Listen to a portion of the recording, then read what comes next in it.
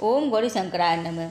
यदि आप भी अपनी मनोकामनाएं पूर्ण करने के लिए हरतालिका तीज का व्रत रखते हैं तो उन्हें व्रत करने वाले के दिन भगवान शंकर और माता पार्वती जी की मिट्टी की मूर्ति बनाकर उनकी पूजा करें और सुंदर वस्त्रों कजली स्तंभों से गृह को सजाकर रात के समय भगवान के नाम का जागरण करना चाहिए, जिससे भगवान भोलेनाथ आप पर खुश हो जाए और माँ पार्वती जी भी आप पर कृपा दृष्टि अपनी बरसाएं।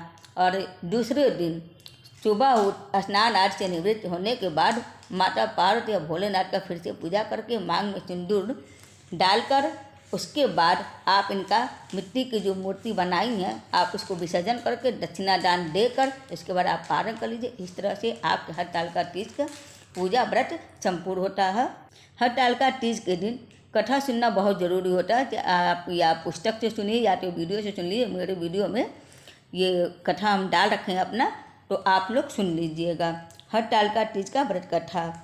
माता पार्वती जी को शंकर जी ने स्मरण दिलाने के लिए ये कथा सुनाई थी। इस कथा के अनुसार माता पार्वती ने अपने पूर्व जन्म में भगवान शंकर को पति के रूप में प्राप्त करने के लिए हिमालय पर गंगा तट पर अपनी बाल्यावस्था में अधोमुखी होकर घोर तप किया। इस दौरान उन्होंने अन्न का सेवन नहीं किया, काफ़ी समय सूखे पत्ते चबाकर काटी और फिर कई वर्षों तक उन्होंने केवल हवा पीकर ही अपना जीवन व्यतीत किया। माता पार्वती की यह स्थिति देखकर उनके पिता अत्यंत दुखी थे। इसी दौरान एक महर्षि नारद जी भगवान विष्णु जी की ओर से पार्वती जी के विवाह का प्रस्ताव लेकर माँ पार्वती जी के पिता के पास पहुँचे, जिसे उन्होंने सहर्ष स्वीकार कर लिया। पिता ने जब माता पार्वती को उनके विवाह की बात बतलाई तो वह बहुत दुखित हो गई और जोर जोर से विलाप करने लगी। फिर एक सखी के पूछने पर माता जी ने उसे बताया कि वे यह कठोर व्रत भगवान शिव को पति के रूप में प्राप्त करने के लिए कर रही हैं, जबकि उनके पिता उनका विवाह विष्णु भगवान जी से कराना चाहते हैं।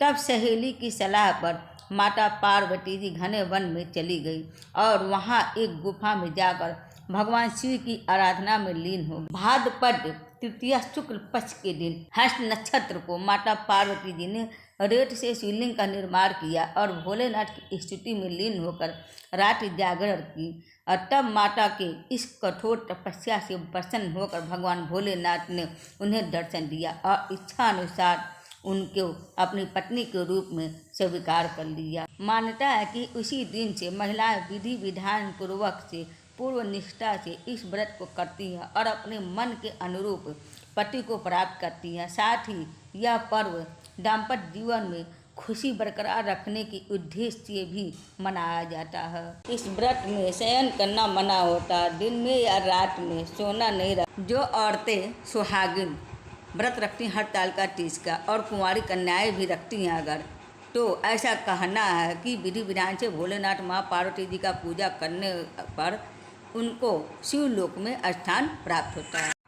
कथा कहने वाला, कथा सुनने वाला और उकारी पाड़ने वाला सबका भगवान और माँ पार्वती जी बेड़ा पार करे, कल्याण करे। तो बोलिए हर हर महादेव। ओम गौरी शंकराय नमः।